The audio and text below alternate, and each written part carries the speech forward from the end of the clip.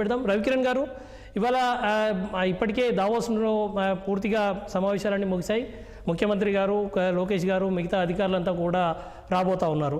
ఇప్పటికే కొంతవరకు అగ్రిమెంట్లు కూడా అయిన పరిస్థితి కనిపిస్తోంది. కానీ ఇవాళ జేఎస్డబ్ల్యూ మన రాష్ట్రంలో పెట్టుబడులు పెట్టకపోవడానికి కారణం అప్పుడు ఇవాళ కూటమి ప్రభుత్వం వారిని వేధించడము, ఇవాళ ఇన్వెస్టర్లను వేధించే విధంగా నిర్ణయాలు తీసుకోవడము అన్నది ప్రధానంగా వైసీపీ నుంచి వస్తున్న అలిగేషన్. ఎట్లా చూస్తారు దీన్ని? బలరాం గారు, ముందుగా మీకు తోటి ప్యానలిస్ట్కి 60 విషయాలు శుభ సాయంత్రం అండి. ఇప్పుడు నాకు అర్థం కాని విషయం, ఇప్పుడు జిందాల్ గారిని లేకపోతే ఇప్పుడు జిందాల్ గ్రూప్ పెద్ద గ్రూప్ అండి. ఇది 1960 నుంచే ఓం ప్రకాష్ జిందాల్ గారు స్థాపించినటువంటి సంస్థలు. వాళ్ళ తమ్ముళ్ళు అందరూ కలిసి ఏర్పాటు చేశారు. తర్వాత జిందాల్ గారి ఓం ప్రకాష్ జిందాల్ గారి 4 అబ్బాయిలు ఉన్నారు. నవీన్ జిందాలు, ఇప్పుడు సజ్జన్ జిందాలు, రకరకాల 4 ఉన్నారు. వీళ్ళందరూ కలిసి ఒక పెద్ద అనేకమైన సంస్థలు, అది స్టీల్ ప్లాంట్లు కావచ్చు, లేదా సిమెంట్ కావచ్చు, ఇన్ఫ్రాస్ట్రక్చర్ కావచ్చు, గ్రీన్ హైడ్రోజన్ కావచ్చు, అల్యూమినియం కావచ్చు, అనేక ఫ్యాక్టరీలు అనేక రాష్ట్రాల్లో ఉన్నాయి. ఒరిస్సా, ఛత్తీస్గఢ్, జార్ఖండ్, గుజరాత్, మహారాష్ట్ర, హర్యానా. వాళ్ళ నేటివ్ ప్లేస్ హర్యానా. వాళ్ళు పుట్టి పెరిగింది హిస్సార్లో వాళ్ళు బీజేపీ ఎమ్మెల్యే, వాళ్ళ మిసెస్ ఇది ఓం ప్రకాష్ బిర్లా గారి వైఫ్, ఆవిడ ఎమ్మెల్యే అక్కడ. అలాగే నవీన్ జిందాల్ గారి ఎంపీ, బీజేపీ ఎంపీ అని. సో అలాగే రకరకాల రాష్ట్రాలు, తమిళనాడు, కర్ణాటక, అన్ని రాష్ట్రాల్లో ఉన్నాయి. ఏ రాష్ట్రంలోనూ పెట్టుబడి పెట్టినా సరే ఏపీ నుంచి పారిపోయి పెట్టలేట. వాళ్ళు ఎప్పుడో 6 దశాబ్దాలుగా ఈ బిజినెస్ లో, రకరకాల బిజినెస్ లో ఉన్నారు. ఏ రాష్ట్రంలో వెళ్ళి పెట్టుబడి పెట్టినా ఏపీలో క్లోజ్ అయిపోయినట్ట. అది ఎవరు చెప్పారు అసలు? జిందాల్ గారు ఇక్కడ కడప స్టీల్ ప్లాంట్ లో ఏదైతే వాళ్ళు ఫౌండేషన్ స్టోన్ వేశారో అది అక్కడ నుంచి విత్డ్రా అవుతున్నామని ఎవరు చెప్పారు? జిందాల్ గారు చెప్పారా? ఎవరు చెప్పారు? ఇక్కడ మీ ప్రభుత్వం వేధిస్తుందని ఎవరు చెప్పారు? ఎవరిని చెప్పారు? అసలు వేధింపుకి కారణం ఏంటి? ఫస్ట్ పాయింట్ నేను అడుగుతున్నా అంటే, జిందాల్ గారు వాళ్ళు చెప్పిన ప్రకారం సజ్జన్ జిందాల్ గారు జగన్మోహన్ రెడ్డి గారు బాగా క్లోజ్ కదా. ఆయన పరిపాలించినటువంటి 5 సంవత్సరాల్లో సజ్జన్ జిందాల్ గారితో ఏం పెట్టుబడులు పెట్టించారు, ఏమి ఇక్కడ మెటీరియల్స్ అయినా ముందు వాళ్ళు ఎక్స్ప్లెయిన్ చేయాలి. నేను వాళ్ళని అడుగుతాను మీ ఛానల్ వేదికగా. ఓకే, జగన్మోహన్ రెడ్డి గారు 2019 డిసెంబర్ 24న ఆయన కడప స్టీల్ ప్లాంట్ కి శంకుస్థాపన చేశారు. ఫౌండేషన్ స్టోన్ వేసి, నేను 3 సంవత్సరాల్లో పూర్తి చేస్తాను, 15,000 కోట్లతో నేను కట్టేస్తున్నాను, నేను ప్రారంభించేస్తున్నాను. సో గతంలో చంద్రబాబు నాయుడు గారు చేశారు అంటే అది ఆయన 6 నెలల్లో ఎన్నికలు వస్తుండగా ఫౌండేషన్ స్టోన్ వేశారు. ఆయన్ని ఎగ్గొట్టే బాపతి, నేను ఎగ్గొట్టే బాపతి కాదు, అధికారం కోసం 6 నెలలు వేశాను కాబట్టి నేను బాగా మెటీరియలైజ్ చేస్తాను, నన్ను నమ్మండి అన్నారు. ఏమైందండి? ఏం అవ్వలేదు. ఆ తర్వాత నేను మీకు జిందాల్ గారి విషయంకి వస్తే, జిందాల్ గారికి అండి 17/7/2021 జగన్మోహన్ రెడ్డి గారి ప్రభుత్వం జీవో నెంబర్ 54, ఇది జీవో నెంబర్ 54లో నెల్లూరు జిల్లాలో 880 ఎకరాలు ఇచ్చారు. ఇది జిందాల్ స్టీల్ ఏర్పాటు చేయడానికి. ఏ మండలంలో? చిలుకూరు మండలం మొమ్మిడి విలేజ్ లో 880 ఎకరాలు, 2.25 million tons of steel production కోసం 7,500 కోట్లతో 4 సంవత్సరాల్లో పూర్తి చేస్తామని చెప్పేసి ఈ జీవోలో మెన్షన్ చేశారు. 2021లో పెడితే మరి అది మెటీరియలైజ్ అయిందా? వైసీపీ పార్టీ జగన్మోహన్ రెడ్డి గారు చెప్పాలి. అది ఎప్పుడు కట్టారు? కట్టారా? ఆపేశారా? ఎక్కడ ఉన్నది? నెల్లూరులో ఉందా లేదా? 1. 2, 21/12/2021 జీవో నెంబర్ 87 జిందాల్ గారికి ఏదైతే కడపలో జమ్మలమడుగు నియోజకవర్గంలో సున్నపురాడిపల్లె ఆ గ్రామంలో 2 విడతల్లో 2 ఫేజెస్ లో స్టీల్ ప్లాంట్ కడతాము.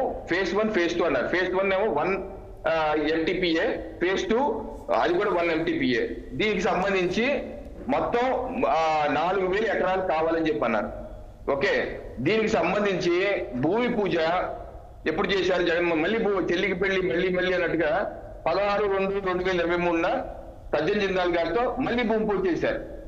మళ్ళీ భూమి పూజ అయ్యే ఫేజ్ లో మళ్ళీ జగన్మోహన్ రెడ్డి గారు ఏదైతే 2019 చేశారు పూజ, అప్పుడు మళ్ళీ చేశారు. ఆ 2023 తర్వాత నేను వైసీపీ పార్టీని అడుగుతున్నాను, మీ హయాంలో కనీసం ఆయన అడిగినటువంటి, ఆయన జీవో ఇచ్చిన దాంట్లో కండిషన్స్ కూడా ఉన్నాయి. నాకు హ్యాండ్ ఓవర్ చేసినాకే, ఇది ల్యాండ్ హ్యాండ్ ఓవర్ చేశాకే, ఇది చూస్తే జీవో నెంబర్ దీంట్లో చివరి పేజ్ లో రాశారండి. నేను ఒకటి చదువుతాను విషయంలో అండర్స్టాండింగ్ కోసం. The company shall start the construction work immediately after allocation of land. ఇక్కడ స్పష్టంగా రాశారు. అసలు 2023 ఫిబ్రవరి తర్వాత మీకు శంకుస్థాపన చేశాక అక్కడ దీనిలో ఈ జీవోలో మౌలిక వసతి కల్పన చేయాలి. అది హైవేకి 15 కిలోమీటర్ దూరంలో ఉంది. 4 ట్రాక్ రోడ్డు కట్టారా? అలాగే ఎలక్ట్రికల్ సబ్ స్టేషన్ పెట్టారా? అలాగే రైల్వే లైన్ కావాలి. ఇవన్నీ అయితేనే ఆయన కడతా అన్నారు. జగన్మోహన్ రెడ్డి గారు శంకుస్థాపన చేసి 2019 నుంచి కట్టేసిన కనీసం ఆయన దిగిపోయడానికి మౌలిక వసతులు అయ్యాయి, అవి కూడా అవ్వలేదు. కనీసం మీకు వైసీపీ పార్టీ చిత్తశుద్ధి ఉంటే మీరు 3,000 లేదా 4,000 ఎకరాలు ఏదైనా అడిగారు, ఆయనకి ఎలకేట్ చేసినట్టు ఏదైనా జీవో ఉందా? అసలు ఆయన అడిగిన భూమిని ఎప్పుడు ఇచ్చారు మీరు? అసలు ఎలకేషనే జరగలేదు కదా. ఎలకేషన్ ఉంటే జీవో చూపించండి. అసలు లేదు. నేను అడిగేందుకంటే వాళ్ళు జందాలు గారు బాగా క్లోజ్ కదా, మరి అది 5 ఏళ్ళు ఏం పెట్టుబడి పెట్టించారు? చెప్పినాటికి కూడా లేదు కదా. అది ఒక పాయింట్. రెండో పాయింట్, అసలు జందాల్ గారికిను పెట్టుబడులకిను జత్వానీ గారికి ఏంటి సంబంధం? కాదంబరి జత్వానికి ఈ జందాల్ గారి పెట్టుబడికి ఏంటి సంబంధం? ప్రభుత్వం ఏమైనా వేధించిందా? మీకు చూపిస్తాను ఎఫ్ఐఆర్. ఏంటి ఎఫ్ఐఆర్?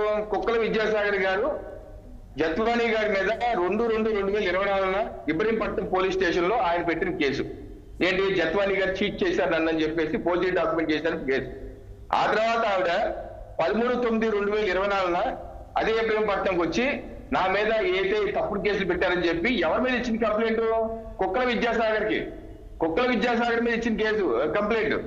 అరెస్ట్ అయింది ఎవరు? కుక్కల విద్యాసాగర్. సస్పెండ్ అవ్వాలి ఐపీఎస్. దీనిలో ఎక్కడన్నా సజ్జన్ జిందాల్ గారి పేరుందా? సజ్జన్ జిందాల్ గారు ఎలియార్ కుక్కల విద్యాసాగర్ అనుకుంటున్నారు వైసీపీ పార్టీ వాళ్ళు. సజ్జన్ జిందాల్ వేరు, కుక్కల విద్యాసాగర్ వేరు అనే విషయం వాళ్ళు తెలియట్లేదేమో. సో ఎక్కడ ఈ ఎఫ్ఐఆర్ లో ఎక్కడ పెట్టారు ఆయన్ని? సజ్జన్ జిందాల్ ఎక్కడ వేధించారు? రాష్ట్ర ప్రభుత్వం ఎప్పుడన్నా సరే సజ్జన్ జిందాల్ గారిని వేధించే విధంగా అరెస్టులు చేస్తామనందా? లేకపోతే ఆయన మీద ఏమన్నా 41 నోటీస్ ఇచ్చి మీరు రెండు విచారణకు అన్నారా? ఎప్పుడన్నా ఆయన పేరుస్తుందా రాష్ట్ర ప్రభుత్వం ఏమన్నా? ఏమీ లేదు. దానికి ఒకటి వాళ్ళ ప్రభుత్వంలో ఒక్క పెట్టుబడి సాధించలేకపోయారు ఆయనతో. 2 జత్వానీ గారిని కుక్కల విద్యాసాగర్ గారిని సజ్జన్ జిందాల్ ముడిపెట్టి నక్కకి నాగలోకానికి ఏదో జరిగిపోయినట్టు ఆయన ఇక్కడ వెళ్ళిపోతున్నాడు. ఆయన ఎప్పుడు చెప్పలేదు వెళ్ళిపోతాడని, ప్రభుత్వం ఎప్పుడు చెప్పలేదు మాకు అక్కర్లేదని. సో ఇలాంటి అభూత కల్పనైన విషయాలు ఎందుకు చెప్పి రుద్దే ప్రయత్నం? ఇక్కడ ఏదో పారిశ్రామికవేత్తలు వేధిస్తున్నారు, మేము సజ్జల రామకృష్ణారెడ్డి గారి లాగా ఎప్పుడు ఆ పరిస్థితి మాకు అక్కర్లేదు, మీరు వెళ్ళిపోండి, అమరాన్ బ్యాటరీస్ మాకు అక్కర్లేదు, రాష్ట్రం వెళ్ళిపోండి అన్నారు ఎవరన్నా? లూలు గ్రూప్ అంది సార్ మాకు ఇచ్చిన జీవో క్యాన్సిల్ చేశారు అక్కర్లేదని. మీరు ఇచ్చిన జీవో ఏం క్యాన్సిల్ చేసినా మా ప్రభుత్వం ఏమన్నా క్యాన్సిల్ చేసి చూపించండి. పలానా అలాట్మెంట్ క్యాన్సిల్ చేశారు ఏంటి చూపించండి. మీరు క్యాన్సిల్ చేశారు. ఆదాని గారికి ఫిబ్రవరి 2019 భూములు ఇస్తే మీరు వచ్చి క్యాన్సిల్ చేశారు. అలాగే మీరు చేసి పచ్చకారులకు లోకం అంతా పచ్చగా ఉన్నట్టుగా మీరు క్యాన్సిలేషన్ చేసి, మీరు బెదిరించి, మీరు ఎక్స్ట్రాక్షన్ చేసి అన్ని ఎన్డీఏ కూటమి పార్టీలు ప్రభుత్వాలు చేస్తున్నట్టు మీరు భావిస్తే ఇది మీ యొక్క అజ్ఞానానికి పరాకాష్ఠగా మేము భావిస్తాం బలరాం గారు. ఎస్, కానీ రవికిరణ్ గారు మీరు చాలా డిప్లొమాటిక్గా చెప్పారు. కానీ ఇవాళ అసలు కాదంబరి జత్వానీ గారి కేసు విషయం వచ్చినప్పుడు అసలు మూలం అక్కడే మొదలైందని కదా. అసలు జత్వానీ గారితో ఇవాళ కాదంబరి జత్వానీని తీసుకురావడము అంతా కూడా ఇవాళ అక్కడ ఉన్న జిందాల్ గారు, సజ్జన్ జిందాల్ గారి మీద ఆమె పెట్టిన కేసు విత్డ్రా చేయించడం కోసమే చేశారు అని చెప్పేసి అన్ని మీడియా సంస్థల్లో వచ్చింది. నేతలు కూడా అందరూ, టీడీపీ నేతలు అందరూ కూడా మాట్లాడిన పరిస్థితి కదా, కాదా అసలు? సార్ ఇప్పుడు సజ్జన్ జిందాల్ మీ డిబేట్ లో కూడా చెప్పాం, గతంలో కూడా మనం చేసాం. సజ్జన్ జిందాల్ గారి మీద హైకోర్టు, మహారాష్ట్ర హైకోర్టు ఈవిడ జత్వానీ గారు హైకోర్టుకి వెళ్ళాక December 13, 2023 హైకోర్టు ఆదేశాలతో ఆయన మీద ఒక కేసు నమోదైంది. ఓకేనా? సో ఆ కేసుకి ఇక్కడ కుక్కల విద్యాసాగర్ జత్వానీ గారు పెట్టిన కేసుకి ఏంటి లింక్? ఏదైనా ఎఫ్ఐఆర్ లో ఏదైనా లింక్ ఉందా? ఎఫ్ఐఆర్ లో కుక్కల విద్యాసాగర్ పెట్టిన ఎఫ్ఐఆర్ ఏంటి? అతను అక్కడ జగ్గైపేటలో అక్కడ ఉన్నటువంటి అది భూమిని ఈ అమ్మాయి ఫోర్జరీ చేసి అమ్మేస్తారు ప్రయత్నం చేసి అడ్వాన్స్ కూడా తీసుకున్నాను కేసు. ఆ విషయంలో జత్వానీని తీసుకొచ్చారు. కానీ కొన్ని మీడియా ఛానల్స్ లింక్ చేసి ఉండొచ్చు, కానీ నేనది రాష్ట్ర ప్రభుత్వం చేసింది. ఎప్పుడన్నా మీడియా ఇప్పుడు మీ ఛానల్లో వేరే ఛానల్ చేసి ఉండొచ్చు, ఎందుకంటే వాళ్ళకి స్పైసీ కావాలని చేసి ఉండొచ్చు. రాష్ట్ర ప్రభుత్వం ఎప్పుడన్నా సరే అఫీషియల్ గా చెప్పి ఇలా చేసిందా? చేయలేదు కదా. ఈ కేసుకి ఆ కేసుకి ఏంటి సంబంధం? మీడియా లింకప్ చేస్తే అది మా మీద వృత్తి, ప్రభుత్వం మీద వృత్తి. అలాగా ప్రభుత్వం వృత్తి తప్పు కదా. మీడియా వాళ్ళ స్వేచ్ఛ వాళ్ళది, కావాలంటే పొరుగు దబా వాళ్ళ ఇబ్బందుల్లో వేసుకుంటారు. ప్రభుత్వానికి ఏంటి సంబంధం? రైట్, ఓకే సార్, నేను మళ్ళీ వస్తాను మీ దగ్గరికి. ఒకసారి కేఎస్ ప్రసాద్ గారు ఉన్నారు. కేఎస్ ప్రసాద్ గారు ఎట్లా చూస్తున్నారు?